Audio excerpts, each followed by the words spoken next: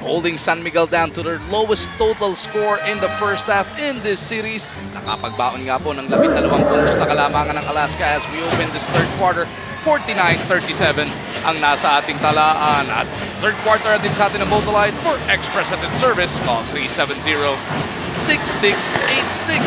Marshall Lassiter gets the bounce to open up the scoring sa third quarter of action. Mag-umarjon, Dominic Uy, Richard Del Rosario, kasama din natin si Miss Apple David at ang bumwersa ng inyong sports fan. Defense was key in that first half para dito sa Alaska. Ito yung hinahabol nila, no? Keeping the score low.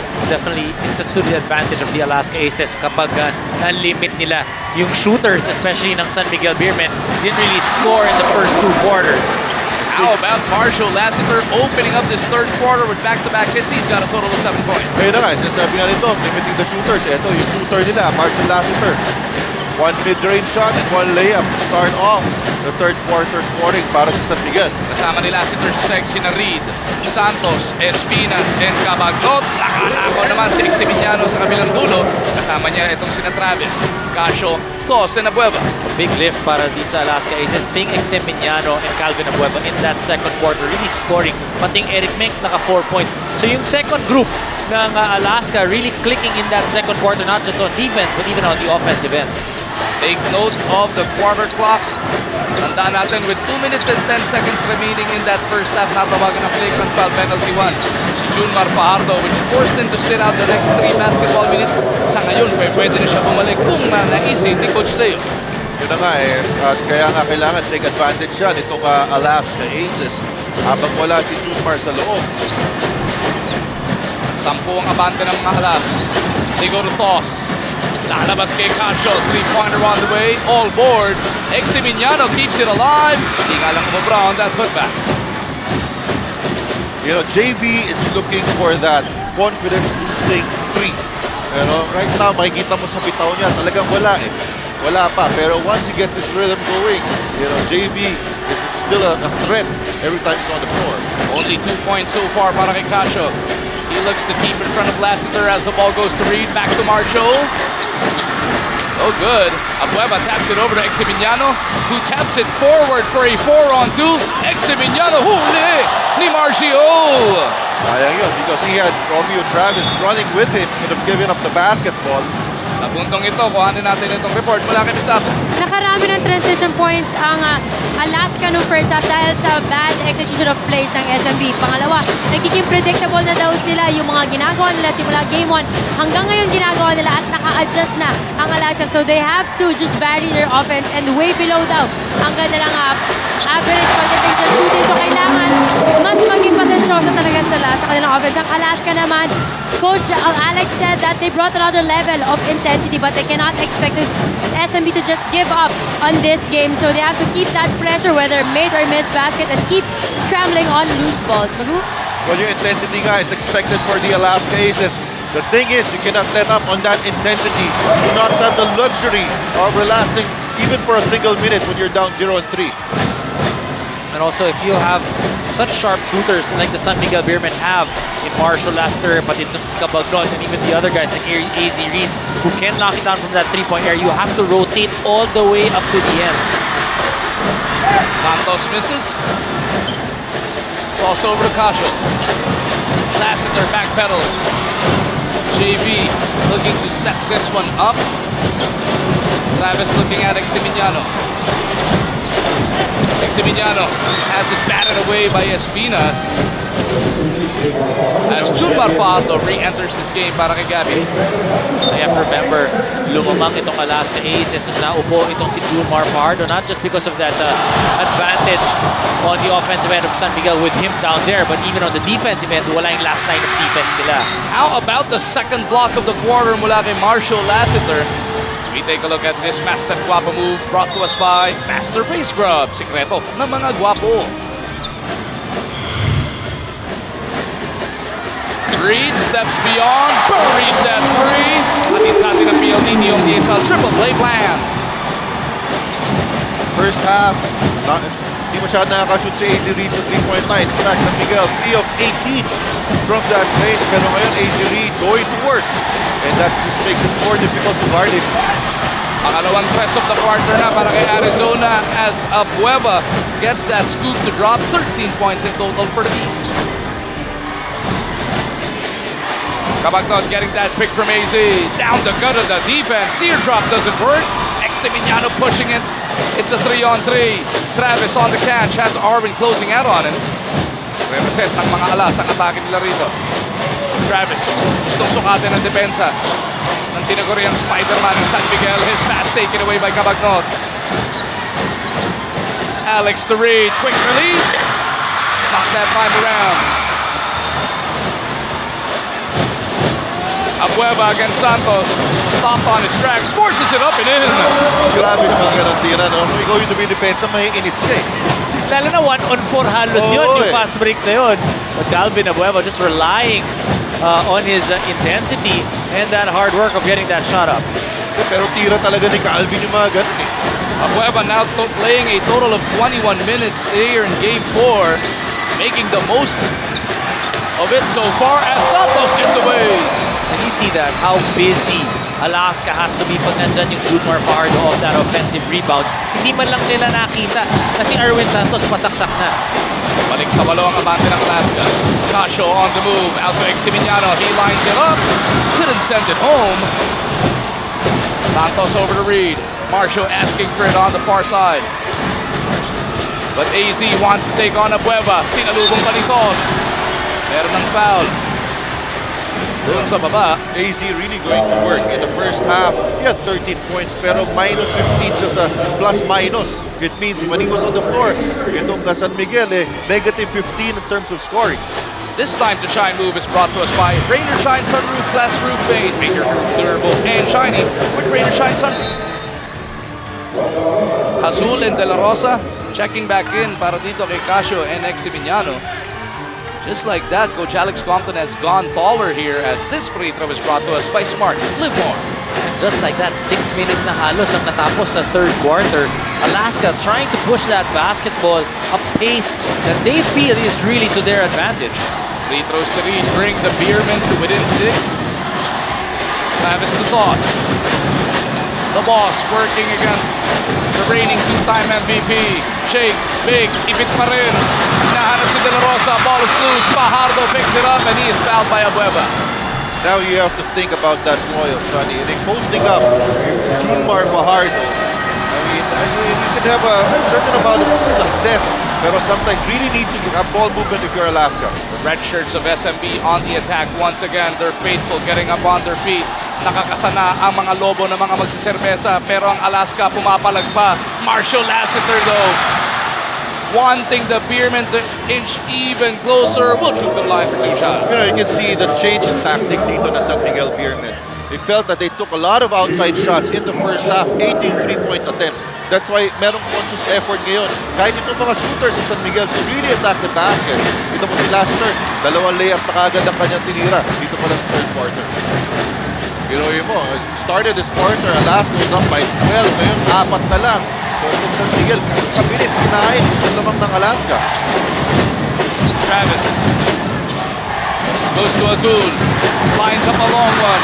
RJ masyadong matala. Santos to Reed in the open court. Arizona trying to beat Travis off the dribble. The teardrop works! What a third quarter has been para dito kay Arizona. Reed already with 10 points and yung unang 6 doon nanggaling sa 3-point area. Azul down the gut of the defense. Mendez, Fajardo boards it. The Beermen can tie the game or take the lead. They go to the long ball. What a third quarter the Beermen have cooked up here inside the Big Dome. Taking the lead 58-57. Alaska looks shell-shocked heading into that timeout. 21 points in the first, 6 and a half minutes para dito sa San Miguel Beermen. Alaska needing to quicken the pace, however, they still have to be in control. Only the 10th point of the third quarter for the I Aces. think the problem of Alaska during that sequence was that, you know, they played selfish basketball. Wala masyadong ball movement for the Alaska Aces in their offense. Even that drive by Azul against a phalanx of defenders going for that layup. And that just, you know, fueled itong transition offense ng San Miguel. Reed na naman! One more time! Atin pa rin sa atin ang PLDT on DSL triple play plans. We talk about AZ Reed being a man on a mission, basically single-handedly bringing back the Beermen in this third quarter. 16 of his 29 points scored here in the third quarter of action. Toss Babawe, back-to-back hits here. Now, for the Alaska Aces, you would have to rethink your pick-and-roll defense when Arizona Reed is involved. Are you going to show or are you going to stay on Reed? Because that slight opening na nakukuha ni Reed once he pops after that screen, yun lang kailangan niya eh. Apple lang ang sagot. Okay, we'll go to Miss Apple. Sneakers moment. Sneakers moment. Naglag. Hindi, ready naman siya. But tama si Richard doon. Yung slight opening na yun for Arizona Reed, especially that you've knocked down 4 threes in the past 8 minutes. Kailangan talaga ng Alaska isipin, papalitan ba nila? Or they're gonna stay with it and hope that he misses. Ito, naka-sneakers na yung mic ni Miss Apple.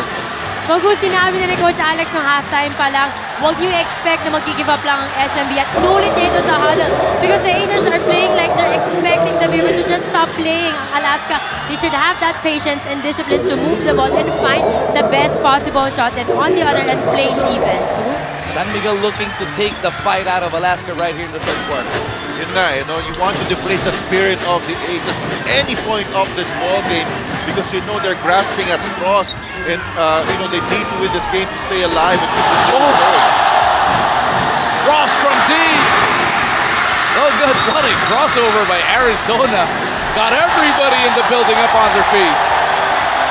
Well, this is what yung sinabi natin at the beginning of the coverage, yung test of character for the Aces. You expect San Miguel to have these spurts. Yung talagang blinding action, tuloy-tuloy yung pasok ng putos. This is now you need to be able to be calm. Even if you're down 0-3, cannot play selfish basketball. You have to be aware of everything that's happening. Gilbert po, abante rin sa dalawa, 63-61. Abante rin sa serye. 3-2 na. Teardrop pero mula kay Banchero. Mintis, kanya rin yung board. Banchero, making up his defender but still couldn't send it home. We have a team Calvin Abueva again on the floor para sa Aces. Junmar, kinuyog ng tatlo. Dondon takes it away. Ontiveros to Travis. Stop and pop. Romeo delivers the goods. Good thing here for Alaska. They're keeping in step here with this onslaught by San Miguel. 13 puntos na para dito kay Romeo Travis. Ross working against Panchero. Reed is there to offer the pick. Junmar lalabas din. Ross dumaan kay Junmar. Lalabas kay Lassiter. Marshall on the run, trying to go glass. Junmar is there. Nako! Mintis yung una, pero nakuha naman sa pangalawa. That play started with that penetration. Marshall Lassiter forcing Ross to help. Guy guarding Lassiter should do a better job in containing on defense. Travis backing up kontra kay Reed. Lalabas kay Toss. He said 2 of those. Niluwa yung pangatlo. It looks like Santos a little bit winded at this part of the ball game. Junmar kontra Toss. Elegant shot. The Kraken pulling out all the stops. And this is what makes San Miguel such a dangerous team. Kanina, Arizona Reed. Mag-umpisa muna tayo, Lassiter muna. Sumunod si Arizona Reed. At ngayon naman, Junmar Fajardo naman. Mapuputos para si San Miguel. Travis directing traffic. Pupunta sila kay Banchero. Ontiveros lurking on that right side, but they go to Travis. He looks to attack once again. Ball poked away, but there was a foul. Sabi ni Chris Ross, siya daw. Sabi na rin, hindi, si Arizona. This Peak in Action is brought to you by Peak. I Can Play. 29 points already in this quarter so far for the San Miguel Beermen. 29 points for Arizona Reed. Halftime 13 lang siya. So 16 na siya in this quarter alone. Toss, pinalitan na muna ni Eric Meng. 2 for 2 para kay Romeo. He's got a total of 15. Dalawa ang abante ng SMB. Wala nang 1 minuto na titira sa third quarter. Lassiter, no. Fajardo boards it. Lutz gets it back out to Ross. They go back to Arizona. No whistle as the ball hit the foot of Romeo. Lassiter unleashes. Kita mo yun, ayaw ng bitawan ni Romeo Travis. Itong si Arizona Reed, not able to help Ontiveros off that screen by AZ Reed on Lassiter. Lassiter has come up with 9 of his 12 points in this third quarter storm. How will Alaska respond? Meng surveys the floor. Hinahanap si Ontiveros. Pasa niya, dire-diretso sa outside. London has just been off. You know, that's why Coach Alex Norton is really upset because they're getting beat. Not on really a pattern of play, but on a simple ball screen. You know, communication, execution of the defense is very important. And once, you know, magkaroon kayo ng lapses on that defensive execution, San Miguel, we just pounced on it. Arizona Reed did not want to come out of this game. Nagtatabog all the way to the bench. He wanted to be part of this last sequence to end this third quarter play. Junmar had it nearly taken away. Naubusan lang ng espasyo ito si Banchero. And now Arizona Reed is trying to make his way back to the score stable. Ganun lang pala yung style. Dapat ginawa ko dati yun. Magdabog ka rin eh. Oo. Ang tanong lang naman kung papakinggan tayo eh. Baka papuntahin na sa dugout. Ano tinadabog-dabog mo dyan? Oo nga eh. You know Arizona wants his hands on this rock. He goes to the long ball. No good. And that'll do it for the first 3 quarters of action.